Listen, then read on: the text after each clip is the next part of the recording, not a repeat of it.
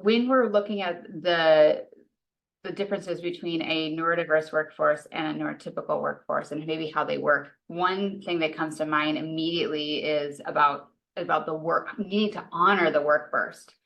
So the work burst that I'm talking about, this happens when that hyper focus kicks in. So there's this topic, there's this task that's of high engagement for the individual.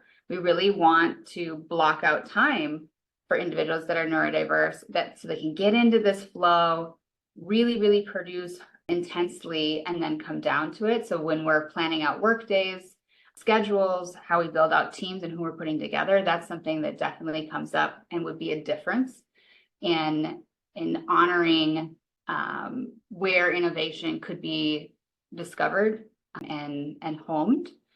So the other piece that comes up for me when it comes to innovation with neurodiverse folks on a team and in the workplace, there's a lot of times there's strong visual skills. So they're going to be able to visualize a plan. A lot of times there's also folks that, and I think of a specific example where I was working with this individual and he could literally see numbers moving around. So he was given calculations with multiple variables to apply, and we're sitting there and it's just it's how did you do that? And that's just how his brain worked. And what was even more amazing about that experience is that he took so much joy. It was really a lot of pleasure came out of that experience of being able to do those calculations. So this would be something that you're going to get faster results. You also are going to get ideas that come outside of the box because you're allowing that person's brain to really take over and function the way that it's designed to,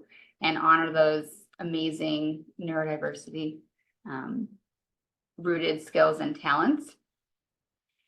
When it comes to innovation with neurodiverse folks, it really is rooted in the creativity and being able to think outside of and kind of shed those cultural norms and of either the overall culture of where they are living or the culture of the company, because they're gonna more lean towards something outside of it. They're not going to be as strict with staying within that lane, because that's not how their brain is designed to be. So the creation piece, the thinking outside the box, the piece of being able to move and manipulate ideas, whether maybe that's a design of a building, or maybe it's the design of a team or a project, or how something is managed, they're going to be able to manipulate that in a way that a neurotypical brain is not going to function.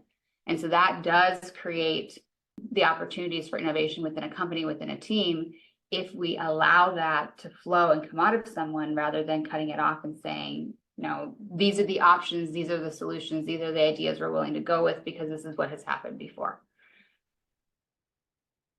And then when it comes to pattern recognition, I think that's an amazing asset when it comes to innovation, because it's giving the data that someone needs to recognize what's worked, what hasn't, how can we tweak something, and to do it quickly. That is definitely a tool that comes to mind when it comes to innovation with neurodiversity.